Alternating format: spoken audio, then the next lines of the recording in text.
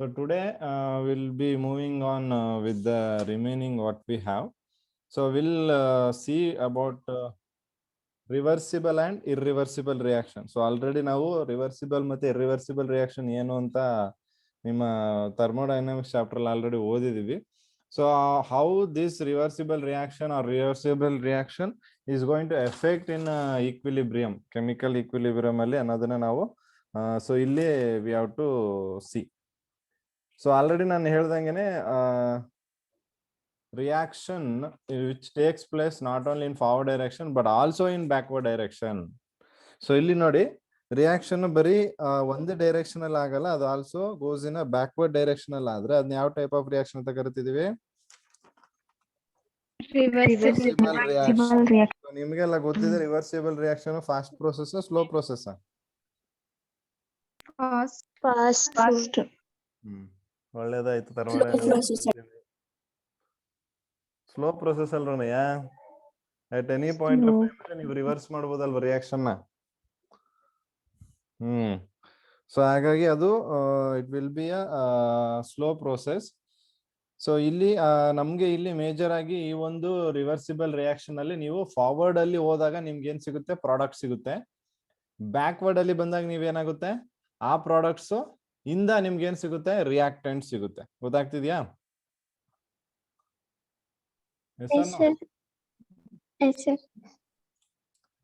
So ಈಗ for example ನಮ್ಮ ಹತ್ರ we have A reacts with B.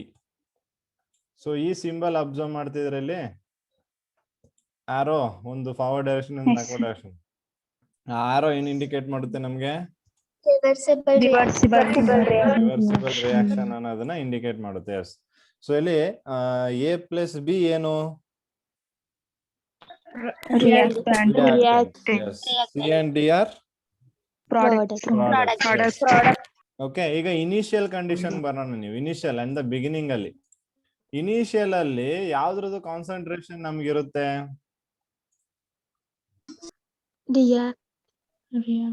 ಅಲ್ವಾ?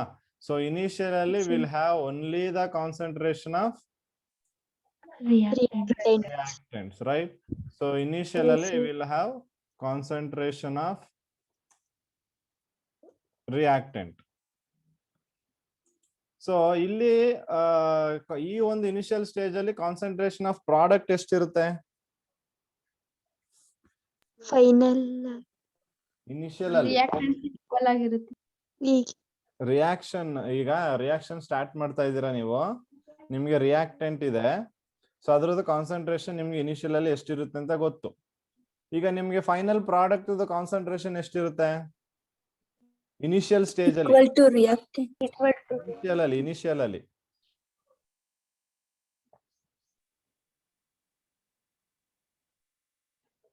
ಇನಿಷಿಯಲ್ 0. ಇನಿಷಿಯಲ್ ಅಲ್ಲಿ 0 ಪ್ರಾಡಕ್ಟ್ ಇರುತ್ತಾ ಇನಿಷಿಯಲ್ ಕಂಡೀಷನ್ ಅಲ್ಲಿ?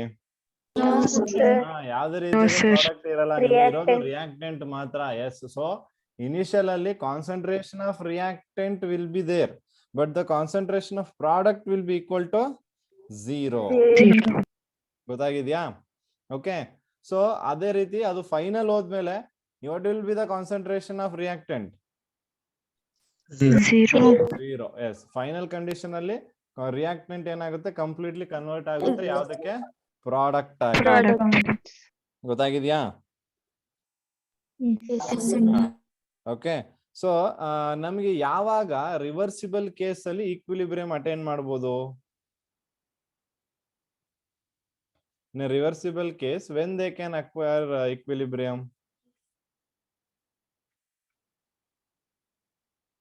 ಸಿಂಪಲ್ ಆಗಿ ಹೇಳ್ಬೋದಲ್ವ ನೀವು? ಪ್ರಾಡಕ್ಟ್ ಹೇಳಿ ಕರೆಕ್ಟ್. ರಿಯಾಕ್ಟೆಂಟ್ ಗೆ ಈಕ್ವಲ್ ಆದಾಗ. ಏನ್ ಈಕ್ವಲ್ ಆದಾಗ?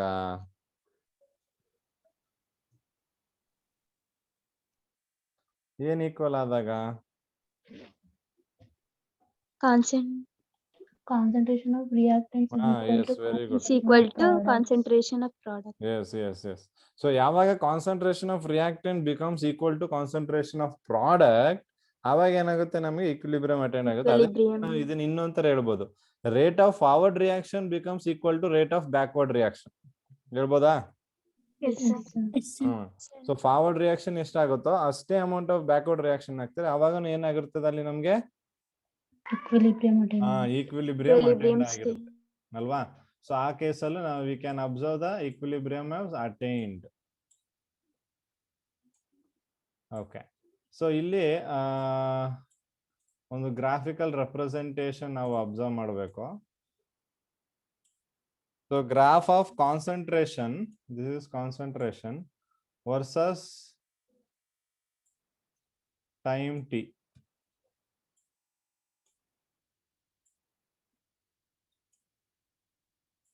Okay, so concentration versus time t ಅಲ್ಲಿ ನೀವು ಅಬ್ಸರ್ವ್ ಮಾಡಿದ್ರೆ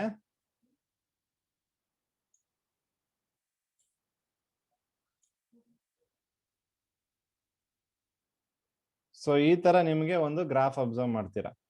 ಈ ಎರಡು ಲೈನ್ ಎಲ್ಲಿ ಕೋಇನ್ಸೈಡೆಂಟ್ ಆಗಿದೆ ಆ ಪಾಯಿಂಟ್ ನಾವ್ ಏನಂತ ಕರಿತೀವಿ? ಈಕ್ವಿಲಿಬ್ರಿಯಂ. ಓಕೆ, ಅಲ್ಲಿಗೆ ನೀವು ಕಾನ್ಸಂಟ್ರೇಷನ್ ಎಷ್ಟಿದೆ ಅಂತ ತಿಳ್ಕೊಬಹುದು. ಅದೇ ರೀತಿ ಟೈಮ್, ಯಾವ ಟೈಮಲ್ಲಿ ಈಕ್ವಿಲಿಬ್ರಿಯಂ ರೀಚ್ ಆಗಿದೆ ಅಂತಾನು ತಿಳ್ಕೊಬಹುದು. ಓಕೆ, ಸೊ ಇಲ್ಲಿ ಫಾರ್ವರ್ಡ್, ಇಲ್ಲಿ ಬ್ಯಾಕ್ವರ್ಡ್. ನೋಡಿ, ಫಾರ್ವರ್ಡ್ ಅಂದಾಗ ಪ್ರಾಡಕ್ಟ್ ಕಡೆ ಹೋಗ್ಬೇಕಾದ್ರೆ ಕಾನ್ಸಂಟ್ರೇಷನ್ ಡಿಕ್ರೀಸ್ ಆಗ್ತಾ ಇದೆ, ಹೌದಾ? ಅದೇ ಒಂದು ರಿಯಾಕ್ಟೆಂಟ್ ಇದು ಹಿಂಗ್ ಹೋಗ್ಬೇಕಾದ್ರೆ, ಸಾರಿ, ಈ ಕಡೆ ನಮ್ಗೆ ಅವಾಗ ಪ್ರಾಡಕ್ಟ್ ಕಾನ್ಸಂಟ್ರೇಷನ್ ಏನಾಗ್ತಿದೆ? ಇನ್ಕ್ರೀಸ್ ಆಗ್ತಾ ಇದೆ. ಅಥವಾ ಪ್ರಾಡಕ್ಟ್ ಕಾನ್ಸಂಟ್ರೇಷನ್ ನೀವು ಹಿಂಗ್ ಹೋಗೋದಾದ್ರೆ ಡಿಕ್ರೀಸ್ ಅಂತಾನೆ ಹೇಳ್ಬೋದು, ಹೌದಾ ಇಲ್ವಾ? ಓಕೆ, ಸೊ ಇಲ್ಲಿ ನಿಮಗೆ ಆ ಒಂದು ಗ್ರಾಫ್ ಏನ್ ರಿಪ್ರೆಸೆಂಟ್ ಮಾಡ್ತಿದೆ, this graph gives you the idea about equilibrium.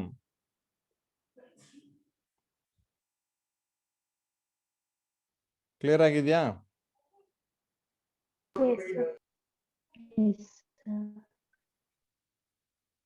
So that is how you can plot. So rate of forward reaction is going to be equal to rate of reverse backward reaction. ಗೊತ್ತಾಗಿದ್ಯಾ? So ಅದು reversible ಮತ್ತೆ irreversible reaction ಅಂದ್ರೆ ನಮಗೆ ಇಲ್ಲಿ important ಆಗಿ ಬೇಕಿರುವಂತದ್ದು. Clear?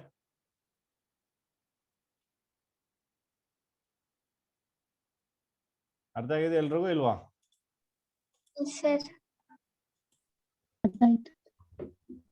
Okay, so okay, ಇಲ್ಲಿ ನೀವು graphs observe ಮಾಡಿ.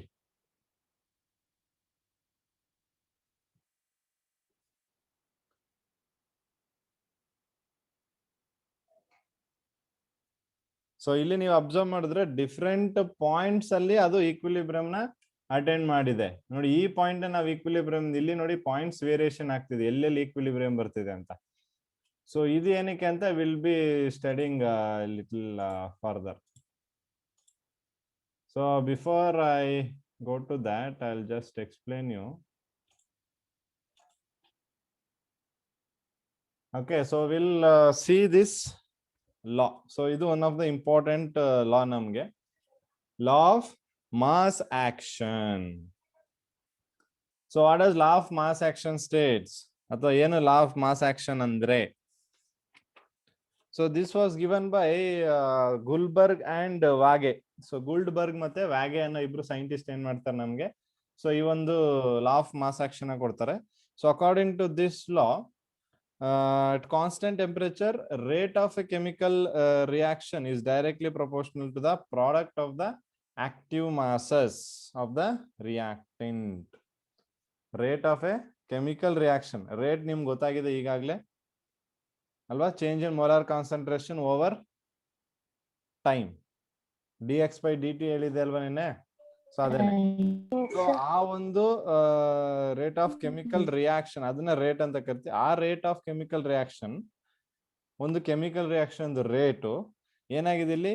Directly proportional to the product of the active masses. Product of the active masses. So active mass ಅಂದ್ರೆ ಏನು? So active mass is equal to mass molar concentration, or is the number of moles dissolved in liter of solution. ಅದನ್ನ ನಾವು ಎಂತ ಕರಿತಿದೀವಿ ಇಲ್ಲಿ? Active mass ಅಂತ ಕರಿತಾ ಇದೀವಿ. ಅದರಲ್ಲಿ ನಿಮ್ಗೆ ಎರಡು ಬರುತ್ತೆ, ಒಂದು ಆಕ್ಟಿವ್ ಮಾಸ್ ಆಫ್ ರಿಯಾಕ್ಟೆಂಟ್, ಇನ್ನೊಂದು ಆಕ್ಟಿವ್ ಮಾಸ್ ಆಫ್ ಪ್ರಾಡಕ್ಟ್. ನೋಡಿ ಇಲ್ಲಿ ಈ ಎ ಮತ್ತೆ ಬಿ ಇದೆಯಲ್ವಾ, ಇದು active mass of reactant. C ಮತ್ತೆ ಡಿ ಏನು active mass of product. Yes, very good. So ಅದು ಆಕ್ಟಿವ್ ಮಾಸ್ ಆಫ್ ಪ್ರಾಡಕ್ಟ್ ಆಗಿರ್ತದೆ.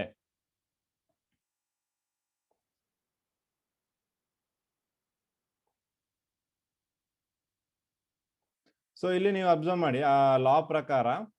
So rate at which A and B, ನೋಡಿ ಇಲ್ಲಿ ನೀವು ಅಬ್ಸರ್ವ್ ಮಾಡ್ಬೋದು, ಇಲ್ಲಿ ಕೊಟ್ಟಿದ್ದಾರೆ A and B gives product ಅಂತ. ಸೊ ಅವಾಗ ರೇಟ್ ಏನಾಗಿರ್ತದೆ is going to be directly proportional to the active mass, ಅಂದ್ರೆ ಇದ್ರದ್ದು ಕಾನ್ಸಂಟ್ರೇಷನ್ಗೆ. ಸೊ ಅದೇನೇನು ಬರ್ದಿದೀವಿ ನೋಡಿ, ರೇಟ್ ಇಸ್ ಈಕ್ವಲ್ ಟು, ಅದನ್ನ ನೀವು ಪ್ರಪೋರ್ಷನಾಲಿಟಿನ ರಿಮೂವ್ ಮಾಡಕ್ಕೆ ಏನ್ ಇಂಪ್ಲೈ ಮಾಡಿದೀರಾ? ಕಾನ್ಸ್ಟೆಂಟ್. ಯಾವ್ದದು constant? K. Okay, so this K is known as rate constant. So ಆ ಕೆ ನ ನಾವೆಂತ ಕರಿತೀವಿ? Called as rate constant.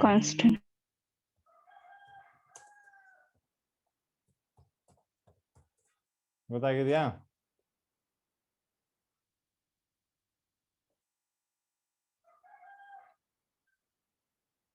So therefore rate of reaction ಅಥವಾ rate is going to be equal to k into ಈ bracket ಹಾಕಿದಾರಲ್ವಾ, ಈ bracket ಏನ್ indicate ಮಾಡುತ್ತೆ ಅಂದ್ರೆ ಕಾನ್ಸಂಟ್ರೇಷನ್ ಆಫ್ ಎ, ಮತ್ತೆ ಬಿ ಏನ್ ಇಂಡಿಕೇಟ್ ಮಾಡುತ್ತೆ? Concentration of B. Yes, exactly. Okay, so ಅದು ಅದನ್ನ ರೆಪ್ರೆಸೆಂಟೇಷನ್ ಮಾಡುತ್ತೆ ಇಲ್ಲಿ ನಮ್ಗೆ. ಸೊ ನೆಕ್ಸ್ಟ್ ನಮ್ಗೆ ಇದರಲ್ಲಿ, okay, before going to this I'll derive some so ಇಲ್ಲಿ ಈ ಕೇಸಲ್ಲಿ ನಮ್ಗೆ, ಸೊ ಈಗ ಒಂದು ಈಕ್ವೇಶನ್ ನಾನು ಇಲ್ಲಿ ಹೇಳಿದೆ, a plus b is equal to c plus d ಅಂತ, ಓಕೆನಾ? ಸೊ ಈ ಈಕ್ವೇಶನ್ ಪ್ರಕಾರನೇ ಸೊ ನಾವು ಬರ್ಕೊಳ್ಳೋದಾದ್ರೆ,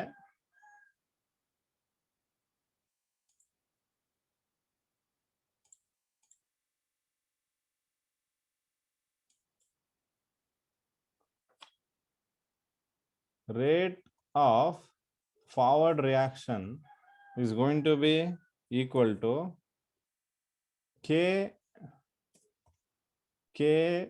kf of concentration A into concentration B. ಅದೇ ರೀತಿ I can even write it as rate of backward reaction is going to be equal to KB of C and D. ಬರೀಬೋದಲ್ವ ಈ ತರ?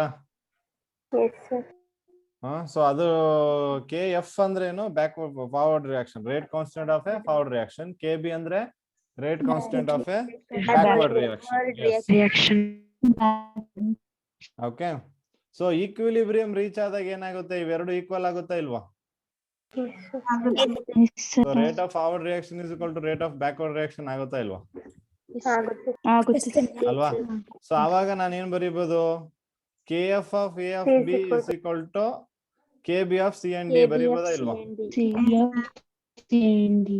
ಬರೀಬೋದಾ ಹಂಗೆ? So there four ಆ ತರ ಬರ್ಕೊಂಡ್ರೆ ನೀವು K F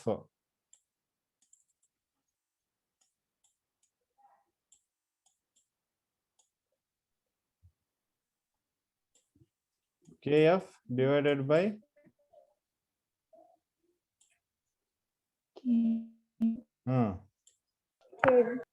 yes, kf divided by kb is equal to ಏನಾಗುತ್ತೆ?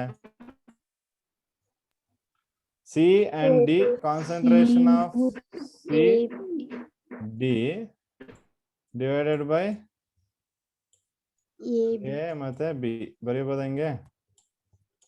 So ಎಲ್ಲದಕ್ಕೂ square bracket ಹಾಕ್ಬೇಕು.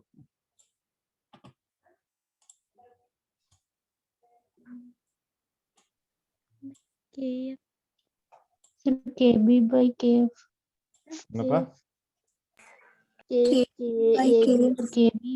KB by KF ಆಗ್ಬೇಕಲ್ವಾ ಅದು? Okay okay okay.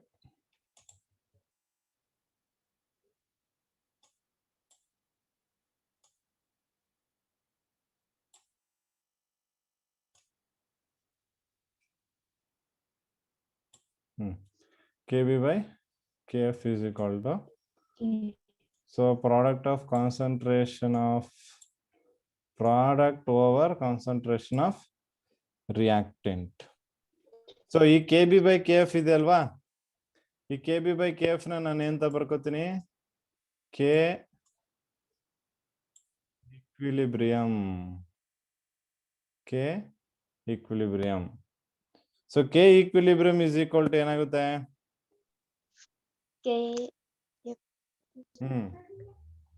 ಅಲ್ವಾ? So C of D divided by A and B ಆಗುತ್ತೆ. Sir no KB by KF ಉಲ್ಟಾ ಆಗ್ಬೇಕಲ್ವಾ? ಯಾವ್ದಪ್ಪ? KF by KB ಆಗ್ಬೇಕು. Cross multiplication ಮಾಡಿದಾಗ KF AB ಬರುತ್ತೆ. Okay, I had written in the proper manner, I guess. Siri, ಅದು C and D ಅಲ್ಲೇ ಉಳ್ಕೊಳ್ಳುತ್ತೆ. It should be KF by KB. Equal ಆದಾಗ KB ಕೆಳಗೆ ಬರುತ್ತೆ, C and D ಅಲ್ಲೇ ಇರುತ್ತೆ, ಕ್ರಾಸ್ ಮಲ್ಟಿಪ್ಲಿಕೇಶನ್ ಆಗುತ್ತೆ. ಗೊತ್ತಾಗ್ತಿದೇನ್ರ? ನೀವು ಮ್ಯಾಥ್ಸ್ ತಪ್ಪು ಮಾಡಿ, ನನಗೂ ಮ್ಯಾಥ್ಸ್ ತಪ್ಪು ಮಾಡಿಸಿ.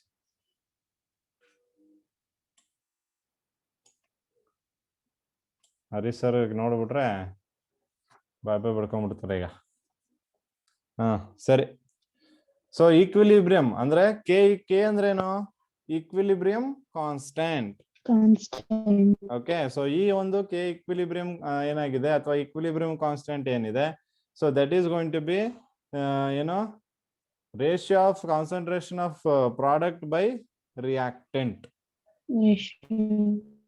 ಗೊತ್ತಾಗಿದ್ಯಾ? ಓಕೆ, ಈಗ ಇಫ್ ಇನ್ ಕೇಸ್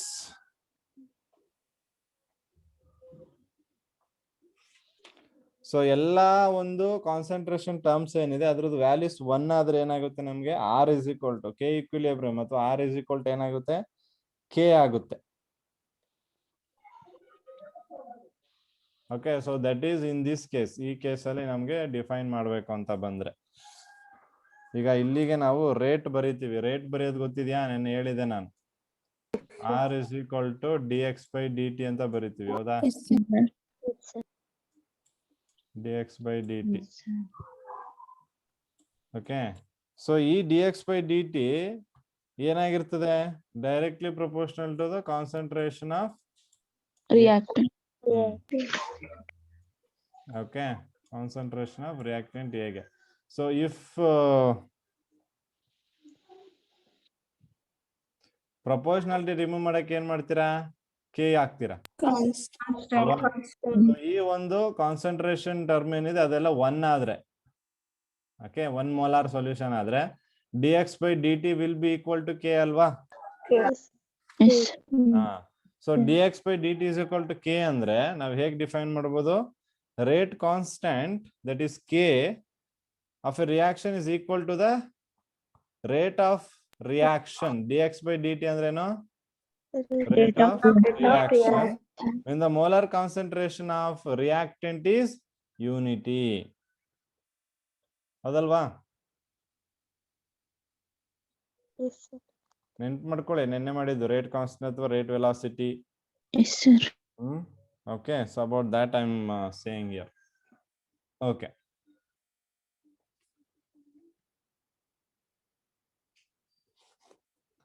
ಸೊ ಈಗ ನಿಮ್ಗೆ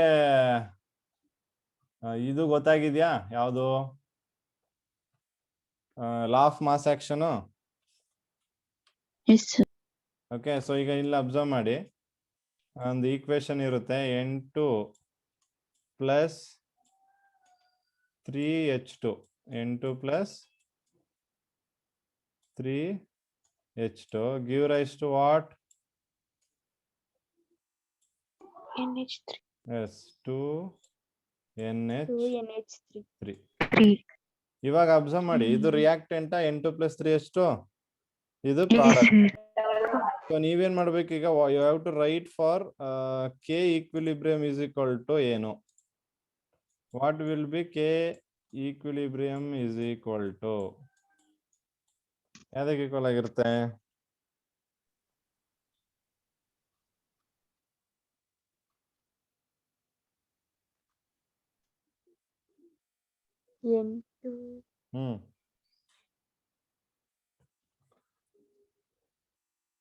ನೋಡಿ ಇಲ್ಲೇನಿದೆ ಮೇಲೆ, ಅಂದ್ರೆ ಪ್ರಾಡಕ್ಟ್ ಇದೆ ಅಲ್ವಾ? ಸೊ ಪ್ರಾಡಕ್ಟ್ ನ ಬರೀರಿ NH3 ಕಾನ್ಸಂಟ್ರೇಷನ್ ಸ್ಕ್ವೇರ್. ಸ್ಕ್ವೇರ್ ಯಾಕೆ ಬರ್ದೆ? ಕಾಣಿಸ್ತಿಲ್ಲ, ಫುಲ್ ಸ್ಕ್ರೀನ್ ಕಾಣಿಸ್ತಿಲ್ವಾ? ಇವಾಗ ಕಾಣಿಸ್ತಿದೆ. ಕಾಣಿಸ್ತಿದೆ ಈಗ ನಿಮ್ಗೆ? ಹಾ, ಓಕೆ. ನೋಡಿ K equilibrium is equal to NH3 whole square ಆಗಿದ್ಯಾ? ಈ 2 ಎಲ್ಲಿಂದ ಬಂತು?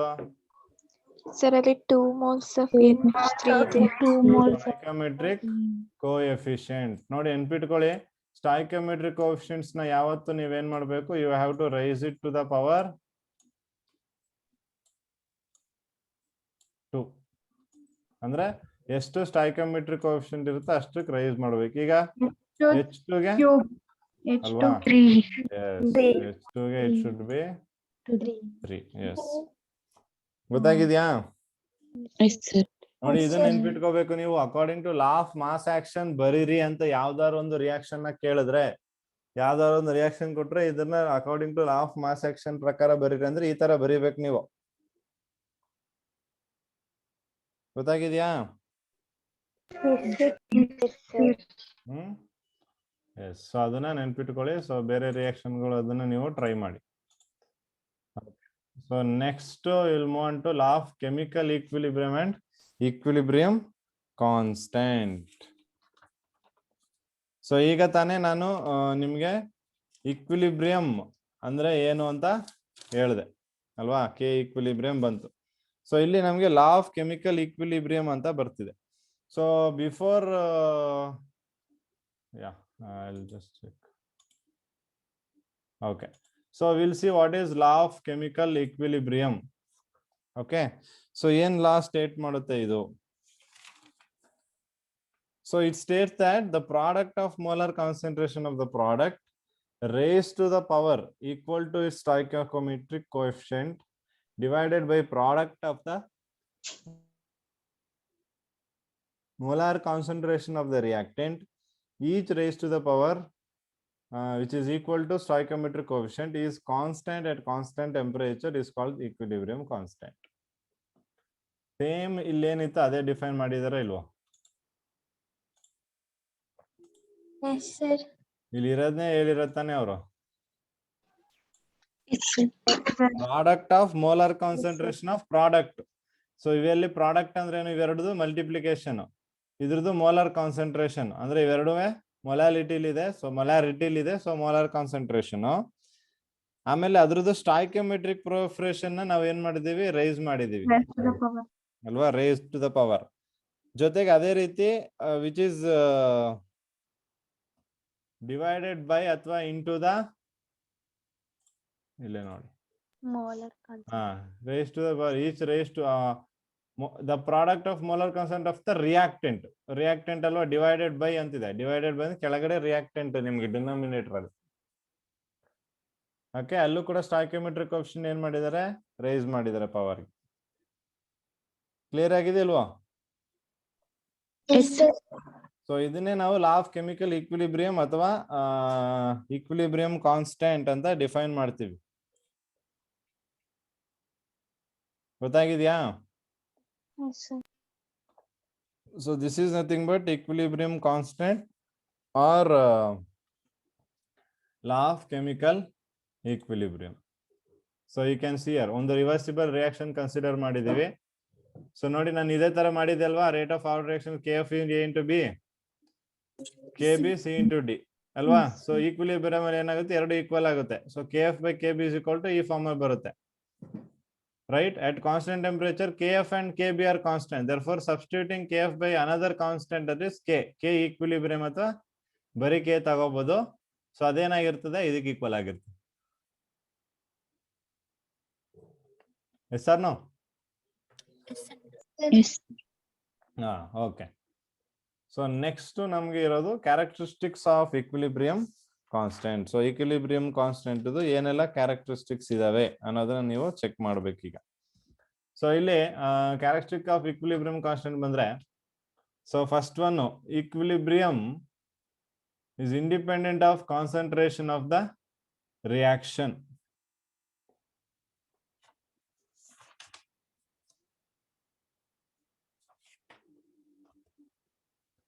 And okay, so this is going to be the characteristics of equilibrium constant. ನಾವು chemical equilibrium the characteristic ಓದಬೇಕಿತ್ತು. Okay, let me know this. So the characteristic of chemical equilibrium. So this is the characteristic of equilibrium constant, that is K value. I am talking about the concentration of characteristic of chemical equilibrium. ಅದನ್ನ ನಿನ್ನೆ ನಾವು discuss ಮಾಡಿದೀವಲ್ವಾ?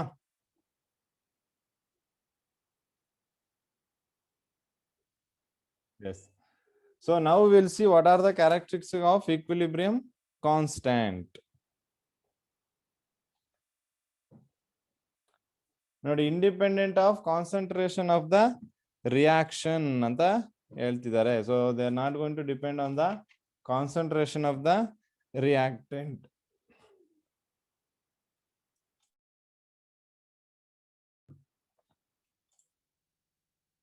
So they are not going to depend here on the concentration of the reactant.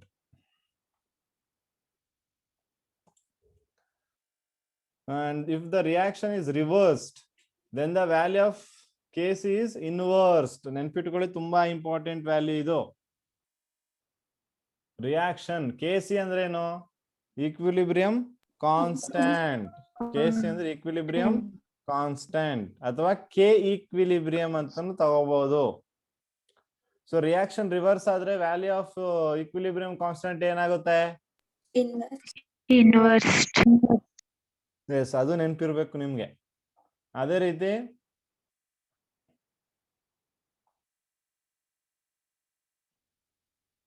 magnitude of the equilibrium constant is helpful in predicting the relative amount of reactants. ಎಷ್ಟು amount of reactants ಇದೆ ಅಂತ. Value of equilibrium constant allows us to determine the equilibrium concentration if the initial concentrations are known. Initial concentration ಗೊತ್ತಿದ್ರೆ equilibrium ಅಲ್ಲಿ ಎಷ್ಟು concentration ಇರುತ್ತೆ ಅದ್ರದ್ದು ಅನ್ನೋದು ನಾವು ಚೆಕ್ ಮಾಡಬಹುದು. ಸೊ ಇಲ್ಲಿ ನೀವು ಅಬ್ಸರ್ವ್ ಮಾಡಬಹುದು, ಇದೊಂದು ಡೇಟಾ ಕೊಟ್ಟಿದ್ದಾರೆ ಇಲ್ಲಿ. ಓಕೆ, ಸೊ ಈ ಡೇಟಾ ಪ್ರಕಾರ ಒಂದು equation A of plus BB plus CC give rise to CC plus DD. So there should be a small d also here. ಇಲ್ಲಿ small d ಮಿಸ್ ಆಗಿದೆ. ಸೊ ಈ ತರ d ಇಲ್ಲಿ ಬರುತ್ತೆ. ಸೊ ಅದಕ್ಕೆ ಈಕ್ವಿಲಿಬ್ರಿಯಂ ಕಾನ್ಸ್ಟೆಂಟ್ ಏನು? K ಅಥವಾ Kc. ಅದೇ ರಿವರ್ಸಿಬಲ್ ಆಗ್ತಿದೆ ನೋಡಿ, ಸೆಕೆಂಡ್ ಅಲ್ಲಿ ರಿಯಾಕ್ಷನ್ ರಿವರ್ಸಿಬಲ್. ಸೊ ಅದಕ್ಕೆ ಏನಾಗುತ್ತೆ? ಇನ್ವರ್ಸ್. ಗೊತ್ತಾಯ್ತಾ? ನೆಕ್ಸ್ಟ್ ಏನಿದೆ? n moles of the reactant and product. n moles of reactant product ಇದ್ದಾಗ ಏನಾಗುತ್ತೆ? Kc is equal to Kc to the power of N. ಗೊತ್ತಾಗಿದ್ಯಾ?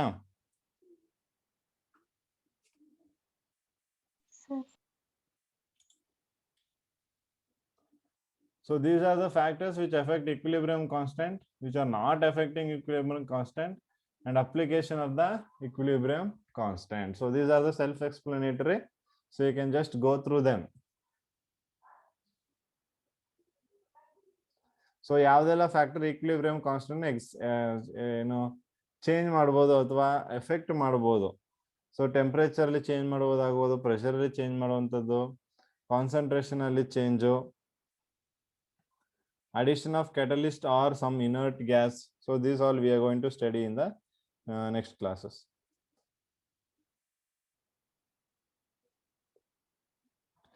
So if the value of K is very large, what is K?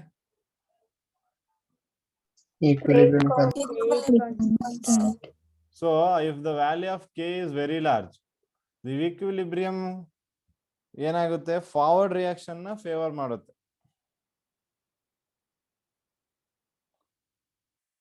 Okay, so ಅಂದ್ರೆ forward ಆದಾಗ ಏನಾಗುತ್ತೆ ನಿಮ್ಗೆ product formation ಆಗೋ chances ಜಾಸ್ತಿ ಇರುತ್ತೆ. So ಯಾವಾಗ ಅಂದ್ರೆ when the equilibrium constant value is very high ಅಥವಾ more than 1. Equilibrium constant when it is more than 1. ಅದೇ same if the equilibrium constant is less than 1 ಏನಾಗುತ್ತೆ ಅದೇ ಒಂದು ರಿವರ್ಸ್ ಆಗುವಂತದ್ದು. Okay, reverse reaction is favoured.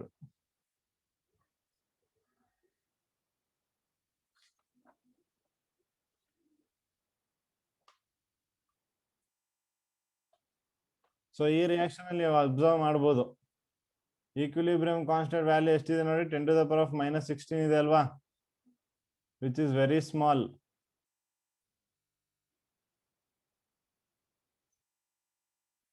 So ಇಲ್ಲಿ end-to-end O2 in the equilibrium mixture has proceeded to small extent only. Hence we can conclude that NO2 is quite stable and decomposes slightly. ನೋಡಿ decomposition of NO2 reaction ಇಲ್ಲಿ. So ಈ reaction ಏನಿದೆ, since the equilibrium constant value is very low, ಈ reaction ಆಗೋದು ಸ್ವಲ್ಪ ಮಟ್ಟಿಗೆ ಮಾತ್ರ, through smaller extension ಅಷ್ಟೇ ರಿಯಾಕ್ಷನ್ ಆಗೋದು, ಫುಲ್ ರಿಯಾಕ್ಷನ್ ಕಂಪ್ಲೀಟ್ ಆಗಲ್ಲ. ಓಕೆ, ಸೊ ಅಂದ್ರೆ decomposition of NO2. So NO2 is stable at it's NO2 state only. So ಅದನ್ನ ಡಿಕಂಪೋಸ್ ಮಾಡೋದು is very slightly stable. So ಅದು ಏನಾಗುತ್ತೆ ನಮ್ಗೆ ಕೆ ವ್ಯಾಲ್ಯೂನ ಲೆಸ್ ದೆನ್ 1 ಅಂದ್ರೆ ನೆಗೆಟಿವ್ ಅಲ್ಲಿ ತೋರಿಸುತ್ತೆ.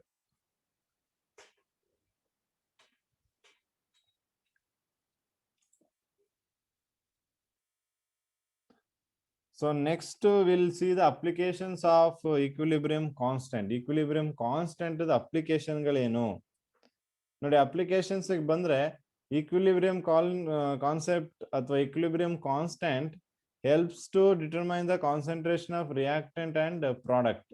So reactant ಎಷ್ಟು ಕಾನ್ಸಂಟ್ರೇಷನ್ ಇದೆ, ಪ್ರಾಡಕ್ಟ್ ಎಷ್ಟು ಕಾನ್ಸಂಟ್ರೇಷನ್ ಇದೆ ಅನ್ನೋದು ಇಲ್ಲಿ ಡಿಟರ್ಮೈನ್ ಮಾಡಬಹುದು. And also it helps to determine extent of reaction on the basis of magnitude. ಅಂದ್ರೆ extent of reaction ಅಂದ್ರೆ ಎಷ್ಟು ತನಕ ಆಗ್ಬೋದು, 100% ಪ್ರಾಡಕ್ಟ್ ಫಾರ್ಮೇಶನ್ ಆಗೋ ತನಕ ರಿಯಾಕ್ಟೆಂಟ್ ಆಗುತ್ತಾ, ರಿಯಾಕ್ಷನ್ ಆಗುತ್ತಾ, ಇಲ್ಲ 50%ಗೆ ರಿಯಾಕ್ಷನ್ ಕ್ಲೋಸ್ ಆಗುತ್ತಾ, ಇಲ್ಲ 30 ಮಿನಿಟ್ಸ್ಗೆ ರಿಯಾಕ್ಷನ್ ಕ್ಲೋಸ್ ಆಗುತ್ತಾ. ಸೊ ಈ ತರ ಸೊ ಡಿಫ್ರೆಂಟ್ ಪ್ಯಾರಾಮೀಟರ್ಸ್ ಮೇಲೆ ಯಾವ ಸಂದರ್ಭದಲ್ಲಿ ಎಷ್ಟೊತ್ತಿಗೆ ರಿಯಾಕ್ಷನ್ ರೀಚ್ ಆಗುತ್ತೆ, ಪ್ರಾಡಕ್ಟ್ ಆಗಿ ಫಾರ್ಮೇಶನ್ ಆಗೋದು ಅನ್ನೋದನ್ನ ಈ with the help of K value equilibrium constant ಇಂದ we can identify.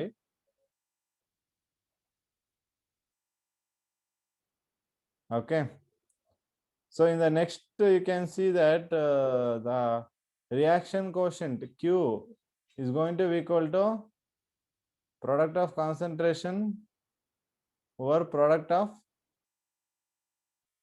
reactant. Yes, so ಅದಕ್ಕೆ ಅದು ಈಕ್ವಲ್ ಆಗಿರ್ತದೆ. So that is what Q is a reaction quotient. ನೆನ್ಪಿಟ್ಕೊಳ್ಳಿ, Q is the reaction quotient at any point of time. This Q may be in equilibrium. Okay, so any point of time Q can be in equilibrium or may not be.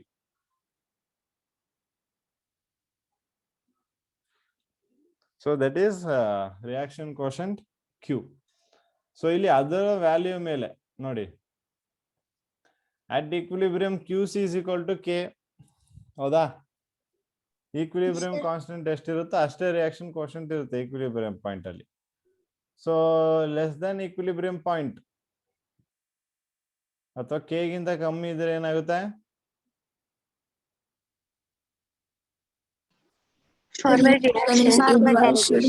So ಇಲ್ಲಿ ನೋಡ್ಬೇಕು ನೀವು ಅಲ್ವಾ. So ಅವಾಗ ಏನಾಗುತ್ತೆ, forward reaction ಆಗಿ product ಕಡೆಗೆ reaction move ಆಗುತ್ತೆ. ಅದೇ ಉಲ್ಟಾ ಆದ್ರೆ ಸೊ ಇಂದ ಬ್ಯಾಕ್ವರ್ಡ್ ಡೈರೆಕ್ಷನ್ ಅಥವಾ ಬ್ಯಾಕ್ವರ್ಡ್ ರಿಯಾಕ್ಷನ್ ಆಗುವಂತ ಚಾನ್ಸಸ್ ಇದೆ. Okay, so this is the prediction of reactions based on the value of Q.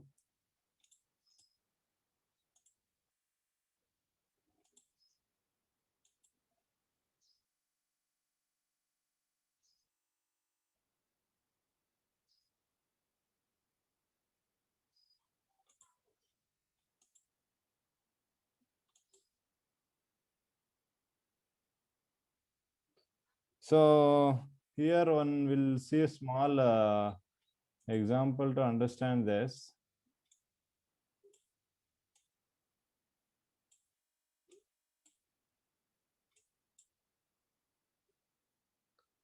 Okay, so ಇಲ್ಲಿ ನೋಡಿ ಇದು ಈ ಪಾಯಿಂಟ್ ಇದೆಯಲ್ಲ ಇದು ರಿಯಾಕ್ಟೆಂಟ್, ಈ ಪಾಯಿಂಟ್ ಇದೆಯಲ್ಲ ಇದು ಪ್ರಾಡಕ್ಟ್.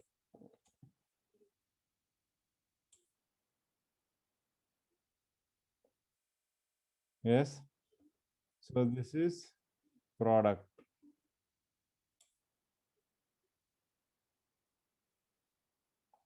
So ಇದು ಇಲ್ಲಿ ಒಂದು ಪಾಯಿಂಟ್ ಇದೆ ಅನ್ಕೊಳ್ಳಿ, ಇದು equilibrium has reached. So this is point equilibrium. So ಈಗ ನಮ್ಗೆ Q greater than K ಅಂತ ಈಗ ತಾನೆ ಹೋದ್ರಿ ನೀವು. Q greater than K ಅಂದ್ರೆ ಏನಾಗುತ್ತೆ, the Q value will be so Q value ಏನಾಗಿರ್ಬೇಕು, ಆಲ್ಮೋಸ್ಟ್ ಇಲ್ಲಿ ಇರ್ಬೇಕು, ಹೌದಾ?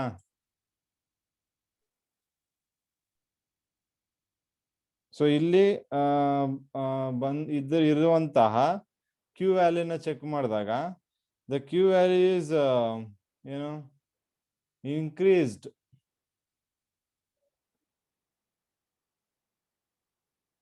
So that Q value is increased. ಆಮೇಲೆ Q value ಯಾವ್ದಕ್ಕೆ ಈಕ್ವಲ್ ಆಗುತ್ತೆ ಇಲ್ಲಿ ನಮ್ಗೆ?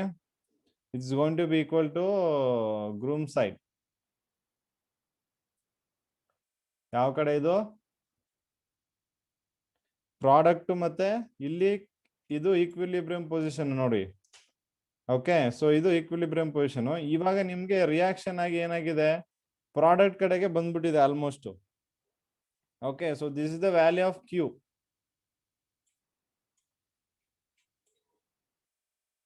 ಓಕೆ, ಸೊ ನಮ್ಗೆ ಇಲ್ಲಿ ಇರೋದೇನು, Q is greater than K ಇದೆಯಾ? You can in the diagram, ನೀವು ಡಯಾಗ್ರಾಮ್ ಅಬ್ಸರ್ವ್ ಮಾಡಿದ್ರೆ Q is greater than K ತಾನೆ? ಸೊ ಇವಾಗ ಇದು ಈಕ್ವಿಲಿಬ್ರಿಯಂ ಅಟೆಂಡ್ ಮಾಡ್ಬೇಕಂದ್ರೆ ಏನ್ ಮಾಡ್ಬೇಕು?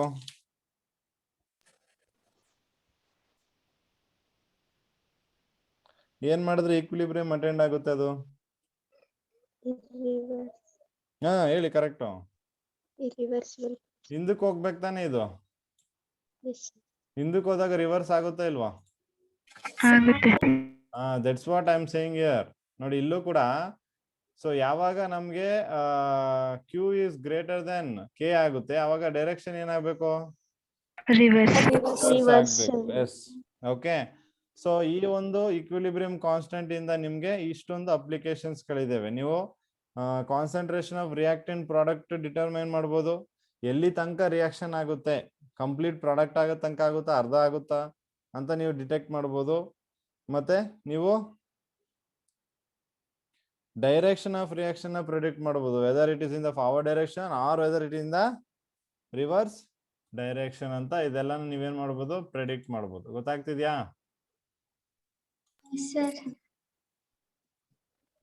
ಸೊ ಇಲ್ಲಿ ನೀವು ಅಬ್ಸರ್ವ್ ಮಾಡಿ ರಿಯಾಕ್ಟೆಂಟ್ ಅಂಡ್ ಪ್ರಾಡಕ್ಟ್ ರಿವರ್ಸ್ ಆಗ್ತಿರುವಂತದ್ದು. as I just told now.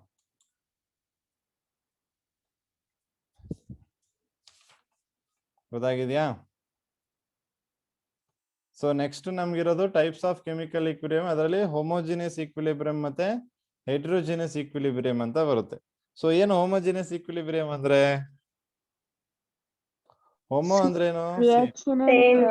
Uniform. So ಎಲ್ಲಾನು ಒಂದೇ ಫೇಸ್ ಅಲ್ಲಿ ಇರುವಂತದ್ದು. All the reactants and products in the same phase.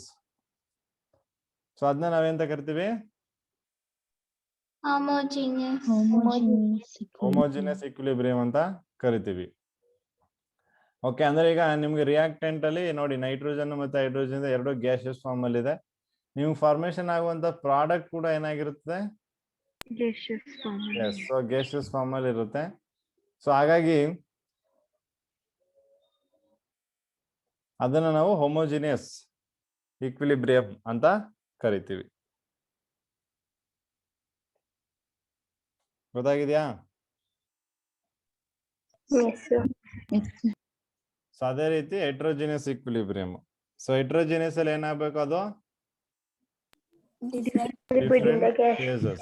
So equilibrium ಅಲ್ಲಿ ರಿಯಾಕ್ಟೆಂಟ್ ಮತ್ತೆ ಪ್ರಾಡಕ್ಟ್ ಡಿಫ್ರೆಂಟ್ ಫೇಸ್ ಅಲ್ಲಿ ಇರುತ್ತೆ. ಇಲ್ಲಿ ನೋಡಿ ನೀವು ವಾಟರ್ ಲಿಕ್ವಿಡ್ ಮತ್ತೆ ಗ್ಯಾಸ್ ಎರಡು ಡಿಫ್ರೆಂಟ್ ಫೇಸಸ್ ಅಲ್ಲಿ ಇರೋದ್ರಿಂದ ಸೊ ಅದನ್ನ ನಾವು ಹೆಟ್ರೋಜಿನಿಯಸ್ ಈಕ್ವಿಲಿಬ್ರಿಯಂ ಅಂತ ಕರಿತೀವಿ.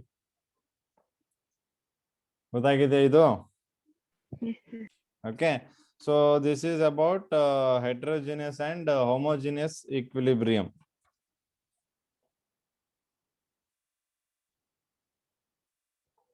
Is that clear? Yes, sir. Okay, so next we have to derive a relationship between KP and KC. So KP ಮತ್ತೆ KC ಗೆ ಒಂದು ರಿಲೇಶನ್ಶಿಪ್ ಡಿರೈವ್ ಮಾಡಬೇಕು. So we'll derive that. So here now we are going to derive a relationship between KP and KC. So KP ಮತ್ತೆ KC ಮಧ್ಯೆ ಒಂದು relationship derive ಮಾಡ್ತಿದ್ವಿ. So you can observe there we have taken a reaction AA plus BB give rise to which is a inversible reversible reaction CC ಮತ್ತೆ DD. Okay. So ಇದಕ್ಕೆ let PA, PB, PC and PD are the partial pressures of A, B, C, D respectively. Okay, PA, PC, PB ಮತ್ತೆ PD ಇವೆಲ್ಲ ಏನು partial ಪ್ರೆಷರ್ಗಳು.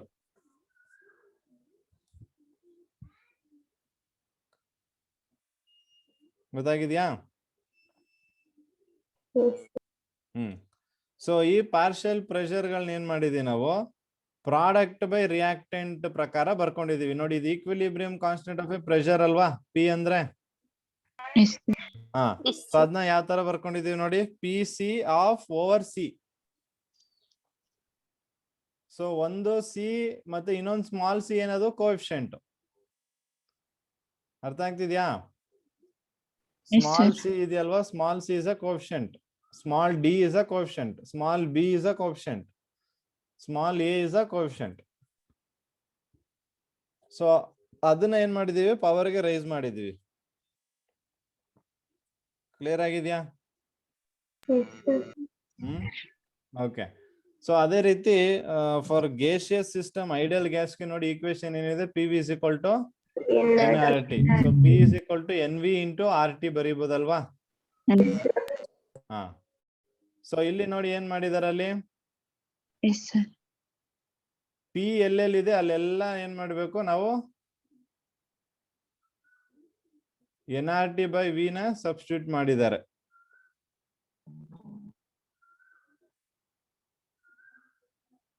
So this is whole C. Okay, so ಇದೇ formation ಆಗುತ್ತೆ ನಮ್ಗೆ. Okay, ಇಲ್ಲಿ observe ಮಾಡಿ, I will tell you one thing here. ಈ N by V ಅಂತ ಇದೆ ಅಲ್ವಾ ಇಲ್ಲಿ ಈ ಈಕ್ವೇಶನ್ ಅಲ್ಲಿ. ಸೊ N by V ನ ನಾವ್ ಏನಂತ ಕರಿಬಹುದು, C ಅಂತ ತಗೋಬಹುದಾ? N is number of moles, V is a volume alwa, number of moles of solute dissolved in a volume. So that is nothing but concentration. So ಇಲ್ಲಿ ಏನಾಗುತ್ತೆ, P is going to be equal to CRT ಆಗಲ್ವಾ? ಬರೀಬೋದಾ ಇಲ್ವಾ? ಹಾ, okay. So ಅದ್ರ ಪ್ರಕಾರ ಇಲ್ಲಿ ನೀವು ನೋಡೋದಾದ್ರೆ, ಸೊ P ಜಾಗದಲ್ಲಿ P A, ಈಗ P of A, let's say P of A. So P of A ಈಗ ಏನಾಗುತ್ತೆ, C of A into RT ಆಗಲ್ವಾ?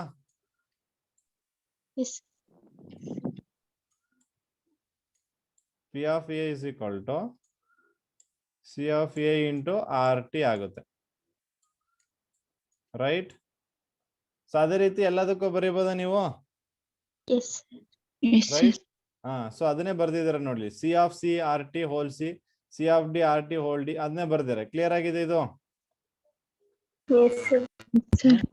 ಸೊ ಎಲ್ಲದ್ರಲ್ಲೂ ಆರ್ ಟಿ ನ ಕಾಮನ್ ತೆಗ್ದಾರೆ ನೋಡಿ. ಆರ್ ಟಿ ನ ಕಾಮನ್ ತೆಗೆದ್ರೆ ಇಲ್ಲಿ ನೋಡಿ, A to the power of M into A to the power of N. ಗೊತ್ತಿದೆಯಾ ನಿಮ್ಗೆ ಫಾರ್ಮುಲಾ?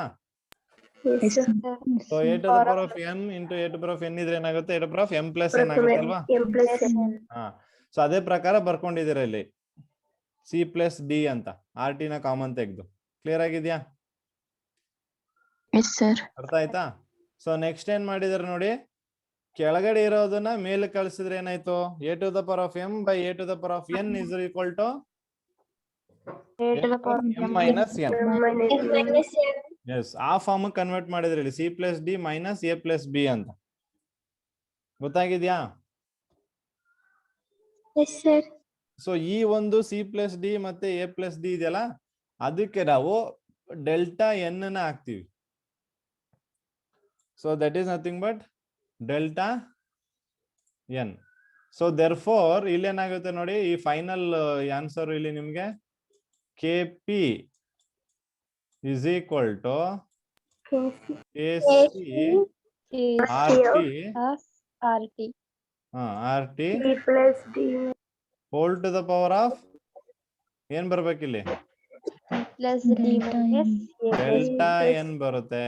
ನಾನು ಹೇಳ್ತೀನಿ ಡೆಲ್ಟಾ ಎನ್ ಅಂತ. ಸೊ ಈ ಡೆಲ್ಟಾ ಎನ್ ಏನು? Total number of moles of gaseous product minus total number of moles of gaseous reactant. ಹೌದಲ್ವಾ? ನೀವು ಇಲ್ಲಿ ಅಬ್ಸರ್ವ್ ಮಾಡಿ, ಇದು ಪ್ರಾಡಕ್ಟ್ ಮತ್ತೆ ಇದು ರಿಯಾಕ್ಟೆಂಟ್ ತಾನೆ.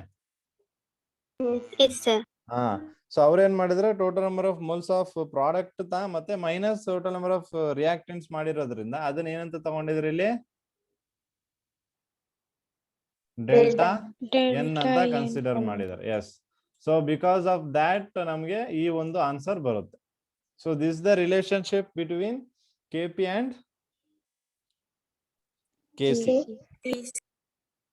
ಓಕೆ, ಸೊ ಈ ಒಂದು ಡಿರೈವೇಶನ್ ತುಂಬಾ important. Relationship between KP and KC. Clear ಆಗಿದ್ಯಾ? ಸೊ ಅದೇ ರೀತಿ we have one more equation which connects equilibrium constant, that is K and Q. What is Q? reaction Ah. coefficient. What is delta G? Gibbs energy. Yes. So ಈ ಮೂರಕ್ಕೂ connect ಆಗಿರೋ ಒಂದು relationship ಇದೆ. Okay, so ಈ ಮೂರಕ್ಕೂ connect ಆಗಿರೋ ಒಂದು relationship ಇದೆ. So ಆ relationship ಏನು? Delta G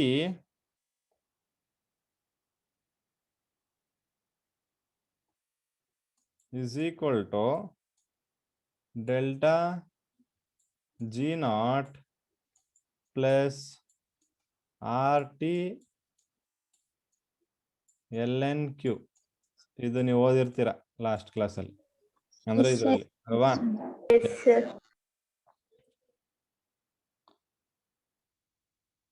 so at equilibrium reach ಆದಾಗ ಡೆಲ್ಟಾ ಜಿ ಏನಾಗುತ್ತೆ? At equilibrium, value of delta G? Zero, yes. Value of delta G is going to be equal to 0. Q will be equal to KC. ಅದಕ್ಕೆ equal ಆಗುತ್ತೆ? KC equal ಆಗುತ್ತೆ. So equation ಆಯ್ತು ನೋಡಿ ನಿಮ್ದು, delta G naught is equal to minus RT log KC ಆಗಲ್ವಾ? ಹಾ, so ಅರ್ಥ ಮಾಡ್ಕೊಳ್ಳಿ, delta G naught, so delta G naught is equal to minus RT ln Q ಬರುತ್ತೆ ಅಲ್ವಾ? ಈಗ ಲ್ಯಾನ್ ನ ತೆಗೆದುಬಿಟ್ಟು ನೀವು ಲಾಗ್ ಹಾಕ್ಬೇಕು, ಏನ್ ಮಾಡ್ತೀರಾ? 2.303 ಹಾ, ಸೊ ಅವಾಗ ಫೈನಲ್ ವ್ಯಾಲ್ಯೂ ಏನ್ ಬರುತ್ತೆ ನಿಮ್ಗೆ? Delta G naught is equal to minus 2.303 RT log KC ಅಂತ ಬರುತ್ತಾ ಅಲ್ವಾ? ಸೊ ಅವಾಗ ನಾವೇನ್ ಮಾಡ್ತೀವಿ? So therefore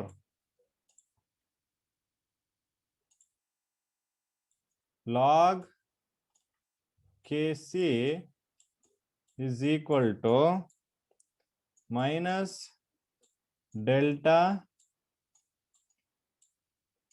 G naught divided by 2.303 RT ಬರೀಬೋದಾ? divided by RT. 2. minus.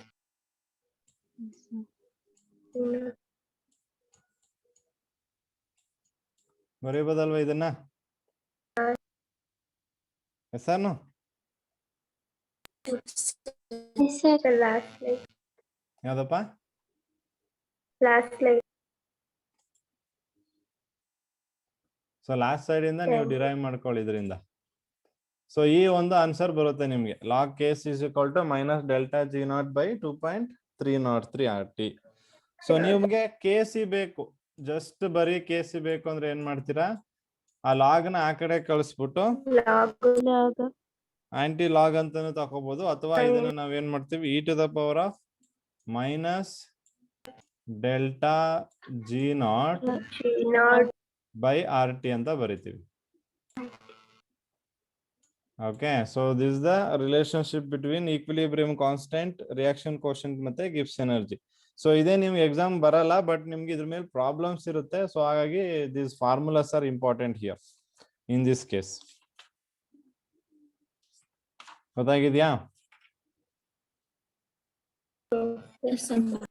Okay, S.